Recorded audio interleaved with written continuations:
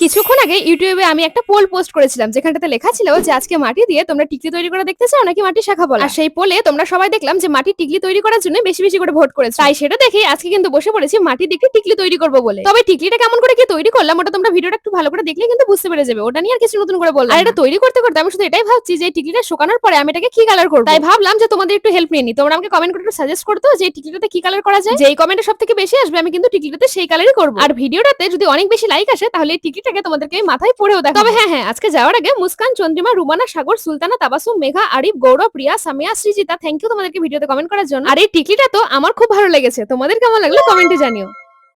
কিছুক্ষণ আগে ইউটিউবে আমি একটা পোল পোস্ট করেছিলাম যেখানটাতে লেখা ছিল যে আজকে মাটি দিয়ে তোমরা টিকলি তৈরি করা দেখতে চাও নাকি মাটির শাখা বলা। আর সেই পোলে তোমরা সবাই দেখলাম যে মাটির টিকলি তৈরি করার জন্য বেশি বেশি করে ভোট করেছে। তাই সেটা দেখে আজকে কিন্তু বসে পড়েছি মাটি দিয়ে টিকলি তৈরি করবো বলে। তবে টিকলিটা কেমন করে কি তৈরি করলাম ওটা তোমরা ভিডিওটা একটু ভালো করে দেখলে কিন্তু বুঝতে পেরে যাবে। ওটা নিয়ে আর কিছু নতুন করে বললাম। আর এটা তৈরি করতে করতে আমি শুধু এটাই ভাবছি যে টিকলিটা শুকানোর পরে আমি এটাকে কি কালার করবো। তাই ভাবলাম যে তোমাদের একটু হেল্প নিয়ে নি। তোমরা আমাকে কমেন্ট করে একটু সাজেস্ট করতো যে টিকলিটাতে কি কালার করা যায়। যেই কমেন্টে সব থেকে বেশি আসবে আমি কিন্তু টিকলিটাতে সেই কালারই করবো। আর ভিডিওটাতে যদি অনেক বেশি লাইক আসে তাহলে এই টিকলিটাকে তোমাদেরকে মাথায় পড়েও দেখো। তবে হ্যাঁ, আজকে যাওয়ার আগে মুস্কান, চন্দ্রিমা, রুমানা, সাগর, সুলতানা, তাবাসুম, মেঘা, আরিফ, গৌরব, রিয়া, সামিয়া, সৃজিতা, থ্যাংক ইউ তোমাদেরকে ভিডিওতে কমেন্ট করার জন্য। আর এই টিকলিটা তো আমার খুব ভালো লেগেছে। তোমাদের কেমন লাগলো কমেন্টে জানিও।